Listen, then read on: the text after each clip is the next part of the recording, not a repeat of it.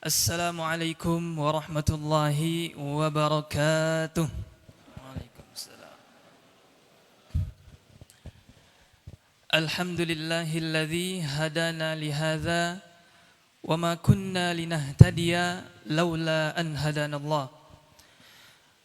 Wassalatu wassalamu ala asyrafil anbiya'i wal mursalin nabiyyina Muhammadin sallallahu alaihi wasallam wa ala alihi wa sahbihi wa sallama tasliman katsiran mazidan ila yaumiddin. Rabbi syrah li sadri wa yassir li amri wahlul 'uqdatam min lisani yafqahu qawli. Allahumma la sahla illa ma ja'altahu sahla wa anta taj'alul hazna idza syi'ta sahla. Rabbi zidni ilman warzuqni fahman. Amin ya rabbal alamin. Jamaah kajian Jumat sore, Bapak, Ibu, dan anak-anak sekalian yang semoga dimuliakan Allah Subhanahu wa taala.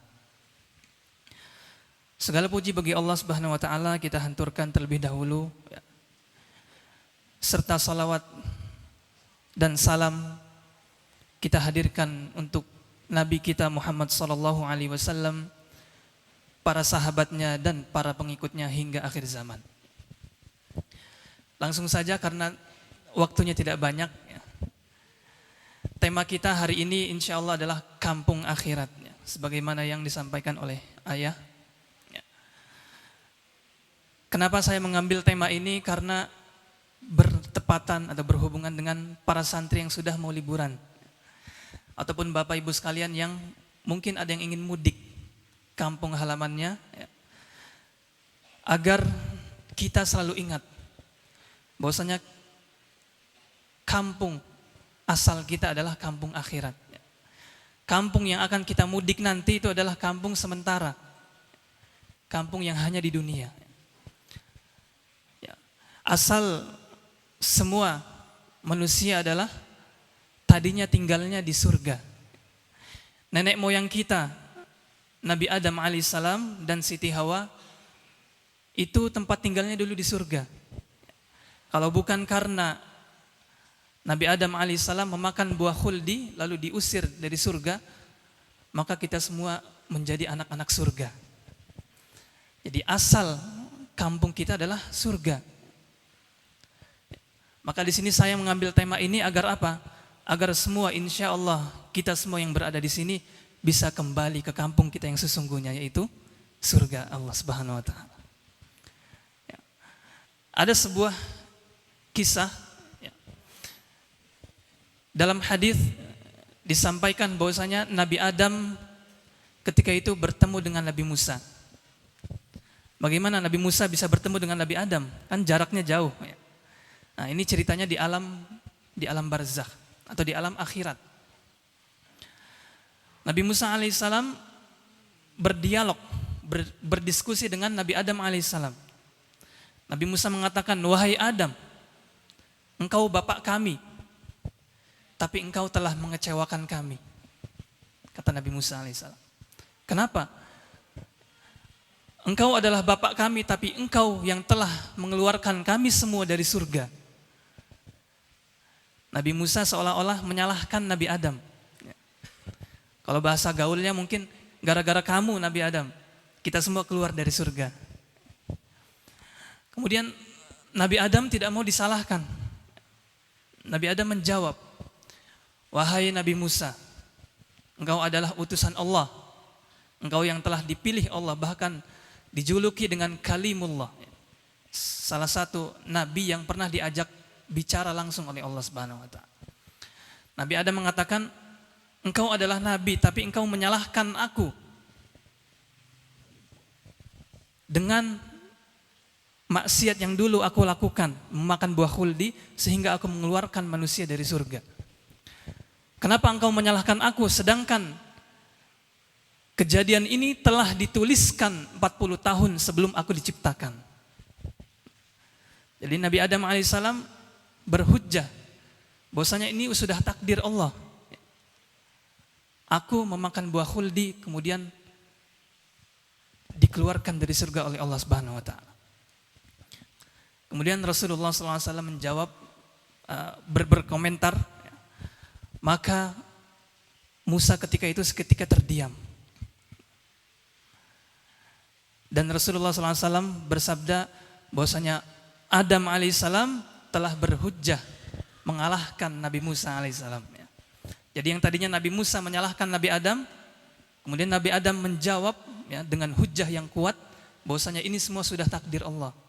Seketika Nabi Musa alaihissalam menerima itu. Maksudnya apa dari hadis ini, jamaah sekalian yang dirahmati Allah Subhanahu wa taala?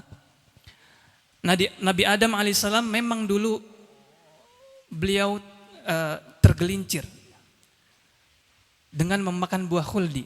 Nabi Adam melakukan maksiat kepada Allah Subhanahu wa taala dengan menuruti perintah setan, godaan setan. Tapi kemudian Nabi Adam berhujjah dengan takdir, bahwasanya itu sudah ditakdirkan Allah Subhanahu wa taala. Maka boleh kita ketika kita pernah melakukan dosa, lalu kita sudah bertaubat, lalu kita boleh mengatakan bahwasanya mungkin dulu saya pernah maksiat, tapi saya sudah bertaubat. Itu boleh. Yang tidak boleh bagaimana? Ketika kita bermaksiat, kemudian kita menggunakan takdir sebagai alat untuk menutupi maksiat kita. Contohnya ada orang yang sedang minum khamr. Kemudian ada orang soleh yang mengingatkan, khamr itu haram. Kemudian orang yang meminum khamr ini berkata, saya meminum khamr ini karena takdir Allah Subhanahu wa taala. Berarti Allah mengizinkan saya meminum khamr. Nah, ini yang tidak boleh. Tidak boleh bermaksiat dengan alasan takdir. Tapi Nabi Adam beda. Nabi Adam alaihissalam telah bertaubat dengan taubat yang sebenar-benarnya. Dan itu sudah dikerjakan jauh setelah kejadian diskusi atau dialog antara Nabi Musa dan Nabi Adam. Maka dengan kejadian itulah kita semua umat manusia diturunkan ke dunia.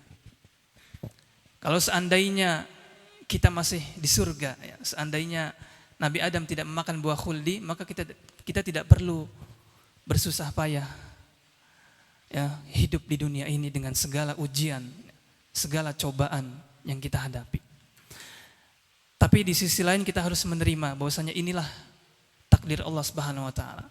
Bahwasanya Allah sudah membuat skenario. Allah ingin menjadikan Nabi Adam alaihissalam khalifah di muka bumi ini. Maka jamaah sekalian yang dirahmati Allah Subhanahu wa taala, kampung kita yang sungguhnya adalah kampung akhirat. Kita semua tahu bahwasanya akhirat itu pastinya lebih baik daripada dunia. Lebih baik berkali-kali lipat dalam segi apapun. Akhirat itu kekal, dunia hanya sementara.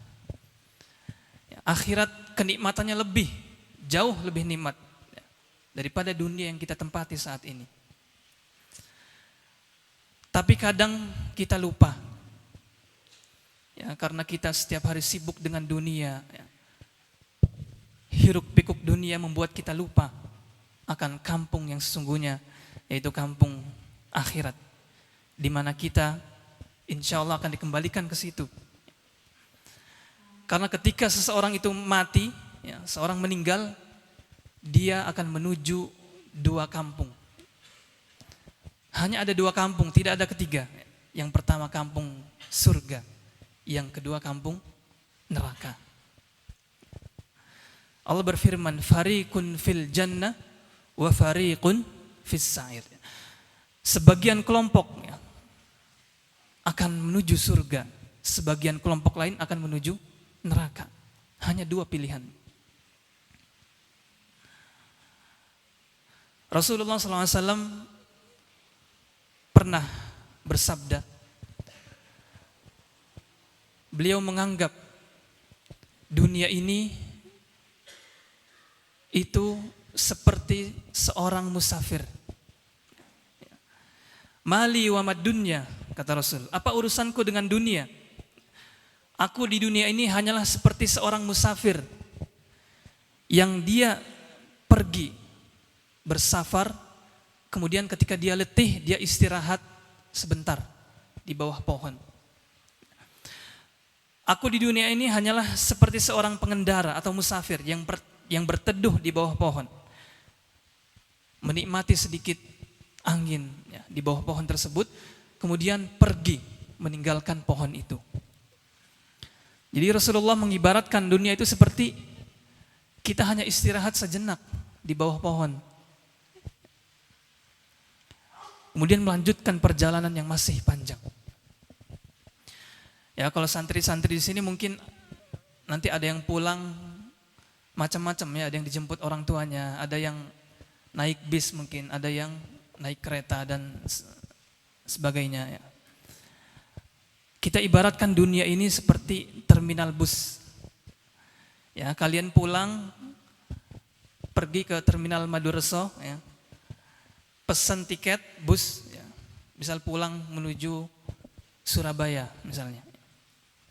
Sampai di terminal kalian istirahat sebentar, kalian beli tiket ya, atau kalian menyiapkan bekal, menyiapkan oleh-oleh misalnya untuk orang tua di rumah ya. Menunggu sejenak, menunggu apa? Menunggu bus.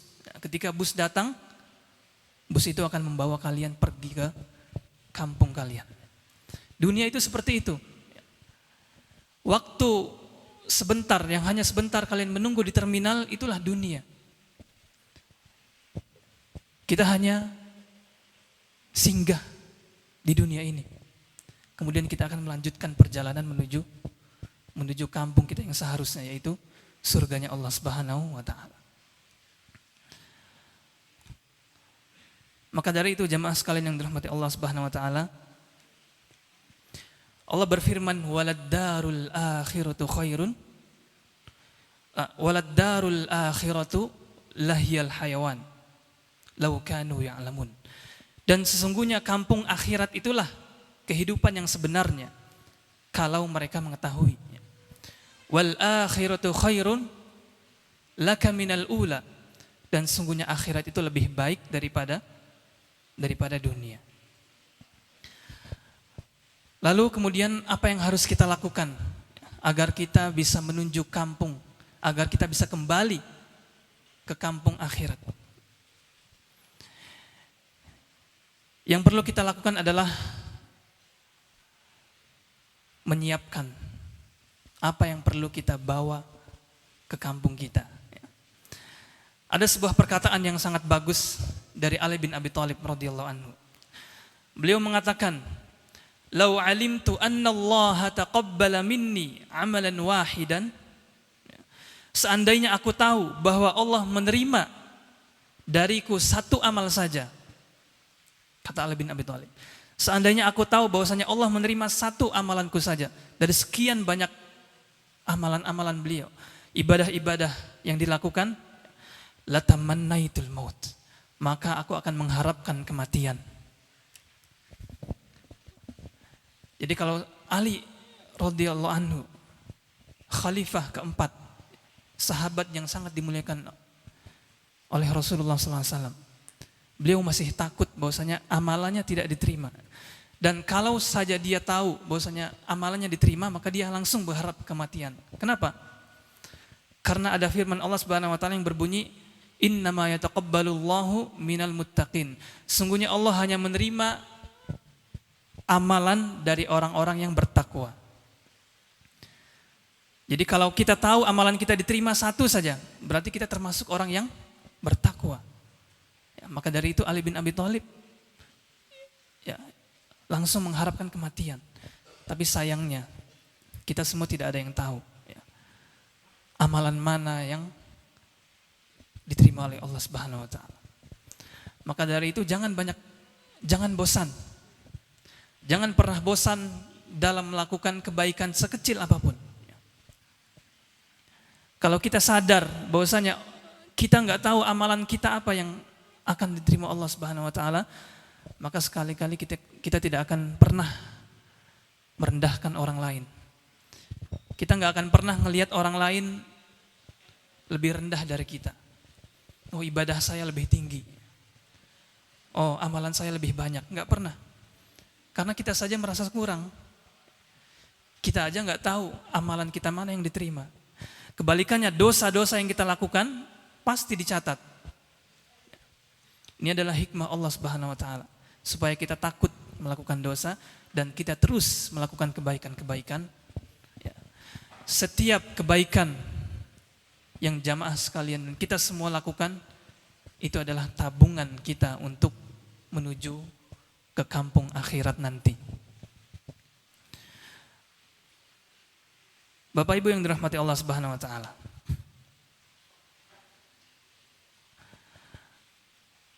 Ada satu pertanyaan, bolehkah kita mengharapkan kematian? Bolehkah kita menginginkan kematian? Ya. Dalam Islam, ya, kita tidak dilarang untuk menginginkan kematian. Boleh ya, menginginkan kematian. Tapi kematian yang seperti apa? Kematian yang bagaimana dulu? Ya.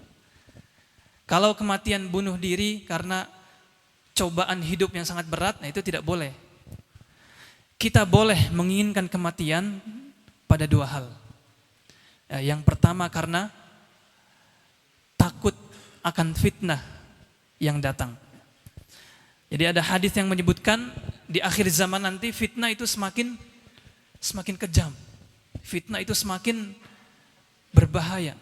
Sehingga seorang muslim yang tadi paginya masih beriman, sore harinya dia sudah kafir. Ya, saking ngerinya fitnah itu. Ya. Maka di situ boleh kita mengharapkan kematian. Kematian agar dihindarkan dari fitnah akhir zaman. Ya. Yang kedua, kita boleh mengharapkan kematian kalau kita sudah rindu dengan Allah Subhanahu wa taala. Boleh ya. Ya, Rasulullah SAW pernah bersabda, janganlah salah seorang dari kalian mengharap kematian karena musibah yang menimpanya.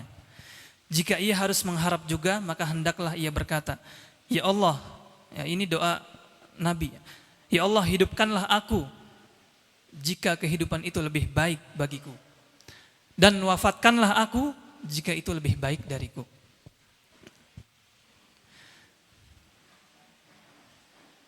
Maka ketika kita rindu akan Allah Subhanahu wa taala, kita rindu akan kampung akhirat, yaitu surga Allah Subhanahu wa taala. Kita berharap, kita berdoa agar Allah Subhanahu wa taala mengabulkan apa yang kita inginkan. Dengan cara apa? Dengan cara kita harus mendesain kematian kita. Bagaimana kita mendesain kematian kita? Bahkan kita dianjurkan untuk mendesain sendiri kematian kita. Jangan sampai kita mati dalam keadaan yang biasa-biasa saja. Apalagi mati dengan cara konyol, ya. Jangan sampai. Kita harus mendesain kematian kita sedemikian rupa sebaik mungkin, dalam keadaan yang paling baik. Bagaimana caranya? Ya, Ibnul Qayyim rahimahullah pernah berkata, barang siapa yang hidup di atas sesuatu, maka ia akan mati di atasnya. Dan barang siapa yang mati di atas sesuatu, maka ia akan dibangkitkan di atasnya. Maksudnya apa? Seseorang akan mati, seseorang akan meninggal dunia sebagaimana kebiasaan dia ketika di dunia. Kalau dia di dunia biasa melakukan hal-hal yang buruk, maka dia akan mati dalam keadaan itu. Kalau ketika di dunia dia melakukan amalan-amalan soleh, amalan-amalan yang baik, maka dia akan Allah matikan dalam keadaan baik. Ada suatu kisah. Kisah ini diceritakan oleh Imam Ali Al-Hudhaifi, Syekh Hudhaifi, salah satu imam di Masjid Nabawi. Beliau sering melihat, ketika habis sholat subuh, beliau melihat ada seorang pria yang sudah berumur, yang sudah lansia. Ada seorang kakek-kakek, yang ketika habis subuh, dia selalu membaca Al-Quran. Terus membaca Al-Quran sampai waktu duha. Habis itu lanjut, dia langsung sholat duha.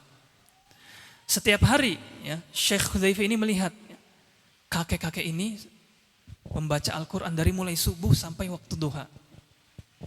Istiqomah, ya, tidak terputus-putus.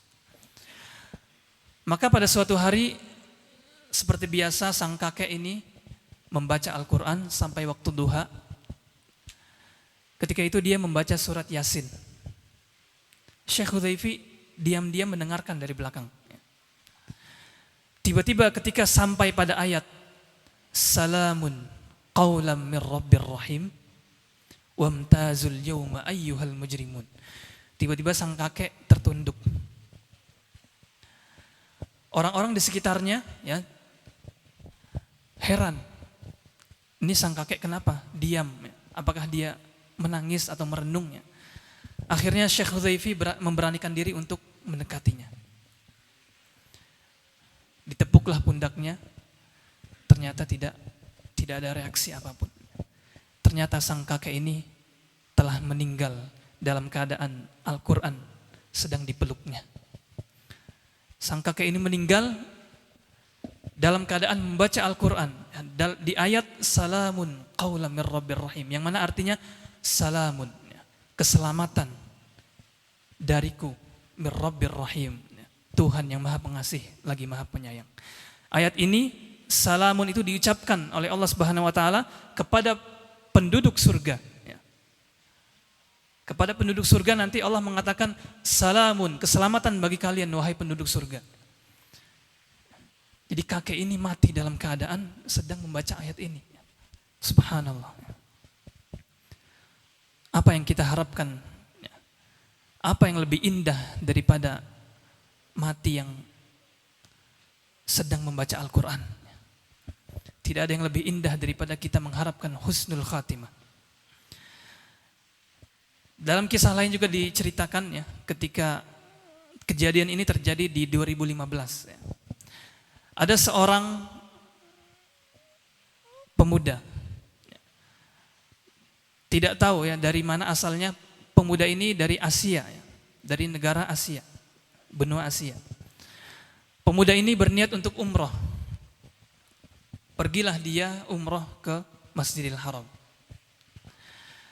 Ketika umroh, beliau iktikaf dari pagi sampai malam. Terus di Masjidil Haram membaca Al-Quran, berzikir. Sampai sholat Isya, setelah sholat Isya melaksanakan sholat sunnah setelah ba'diyah, setelah sholat Isya. Ketika sholat Isya, beliau benar-benar menangis, sangat khusyuk sekali. Ketika melaksanakan sholat ba'diyah Isya, beliau sholat seperti biasa, kemudian sujud. Ketika sujud, orang ini tidak bangkit lagi dari sujudnya. Akhirnya petugas-petugas Masjidil Haram langsung mendatanginya dan mendokumentasikan. Ternyata ya, orang ini sudah lama dia ingin umroh dan dia punya cita-cita meninggal dunia di Masjidil Haram. Subhanallah. Jadi cita-cita dia bukan hanya cita-cita dunia. Seharusnya kita semua punya cita-cita mati dalam keadaan sebaik mungkin.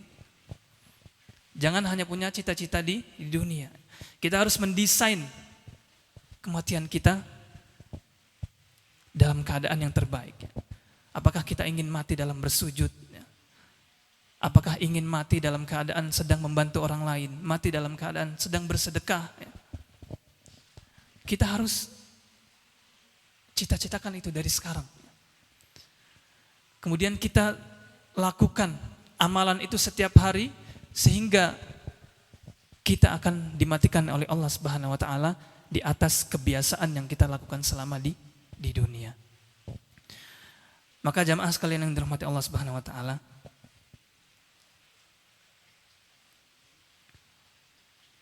Rasulullah SAW pernah bersabda,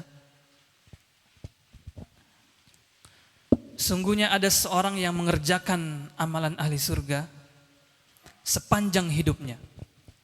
Jadi orang ini mengerjakan amalan-amalan ahli surga sepanjang hidupnya.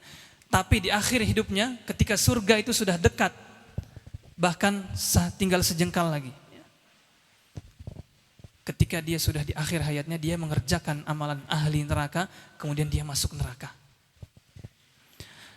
Ada lagi orang yang mengerjakan amalan-amalan ahli neraka selama hidupnya, sepanjang hidupnya, sampai antara neraka dan dia sudah tinggal sejengkal lagi jaraknya.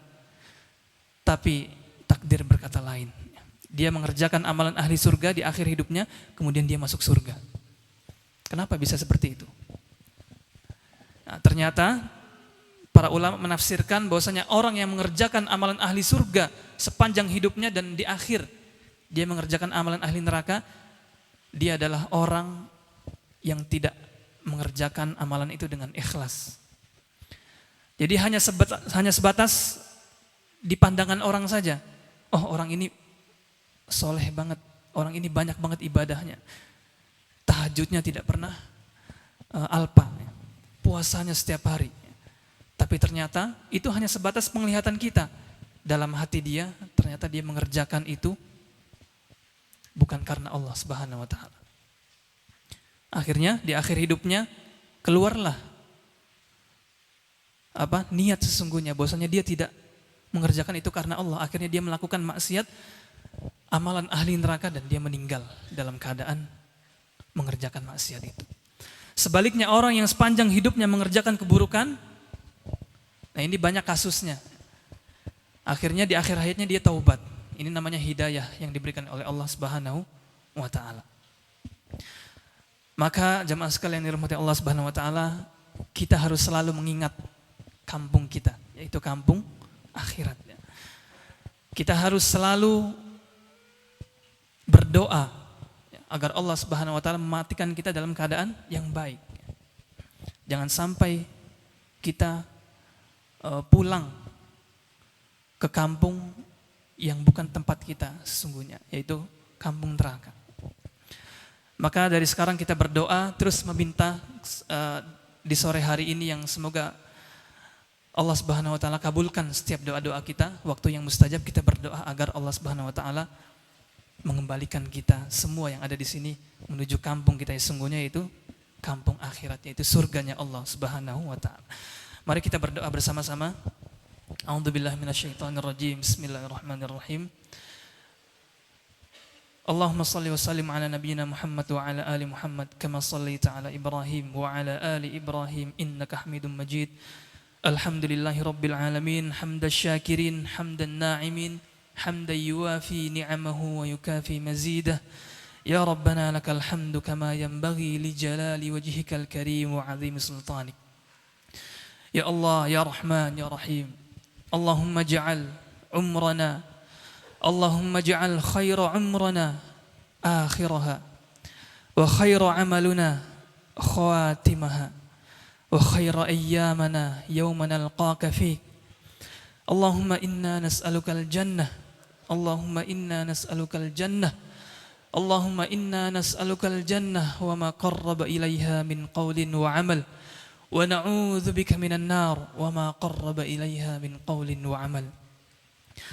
اللهم بارك لنا في حياتنا، اللهم بارك لنا في معهدنا وفي قريتنا وفي عمورنا. اللهم اغفر لنا ذنوبنا ولوالدينا وارحمهما كما ربيانا صغارا. اللهم آت نفسنا تقواها وزكها أنت خير من زكاها أنت وليها ومولاها.